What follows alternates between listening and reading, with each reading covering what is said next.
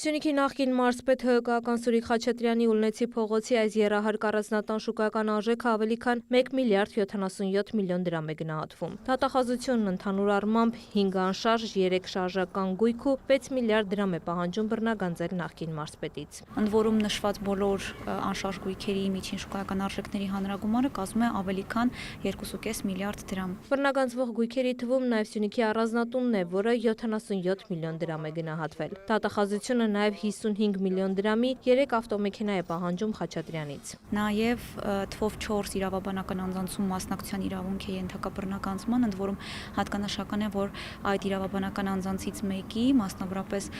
Լերեքս խումբ ՍՊ ընկերության կանոնադրական կապիտալը կազմում է 10 միլիարդ դրամ, ընդ որում 100% մասնակցությունը պատկանում է Սուրիկ Խաչատրյանի որդուն Դրդատ Խաչատրյանին։ Ըստ դատախազի բռնագանձմանը ենթակա նաև 2.5 միլիարդ դրամի հանձնված փոխառության չվերադարձված մասի պահանջի իրավունքը, 622 միլիոն դրամ որպես ապօրինի դրամական միջոցների մնացորդ եւ ավելի քան 2 միլիարդ 819 միլիոն դրամ որպես օրինական եկամուտներով չհիմնավորվող գումար։ Միևնույն ժամանակ նշեմ, որ Սահմանադրական դատարանի 1776 որոշման ընդունմամբ հայցեդումի բովանդակությունը էական փոփոխության չի ենթարկվել այն պատճառաբանությամբ, որ պարոն Սուրիկ Խաչատրյանը դեռևս 1996 թվականից զբաղեցրել է Գորիսի համայնքի ղեկավարի պաշտոնը եւ առաջին ապօրինի գույքը ձեռք է բերել 2004 թվականին, այսինքն վերահաշվարկի անհրաժեշտություն չի ծագել։ Իրավասու մարմինը դատանում պնդելու է, որ այս հայցադիմումի նպատակը կոռուպցիայի դեմ պայքարի նպատակի իրացման հրամայականն է, նշում է դատախազը։ Այսինքն համապատասխան գույքերը ձեռք են բերվել պաշտոնավարման ընթացքում եւ դրանից հետո,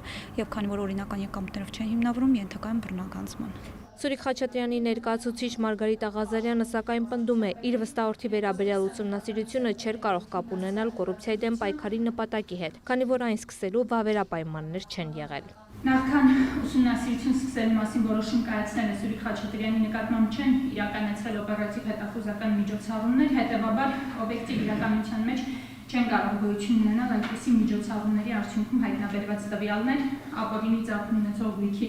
պատկանելիության կասկածի բավարար հիմքերի վերաբերյալ։ Ըստ փաստաբանի այս հայցով կարող է առկա լինել միայն հանցավորության դեմ պայքարի նպատակ, իսկ Խաչատրյանից պահանջվող գույքերի եւ նրան վերագրվող հանցանքի միջև կապ առկա չէ։ Ասաց Խաչատրյանը գույքերը ձեռք է բերել օրինական եկամուտներով։ Սյունիքի նախկին մարզպետը, որը մեղադրվում է խոշոր չափի փողերի լվացման, յուրացման, դրդման, պաշտոնեական կեղծիքի չարաշահման համար, հետախուզվում է 2019 թվականից։ Տաթև Խաչատրյան, Հովհաննես Քյուրքչյան, լուրեր։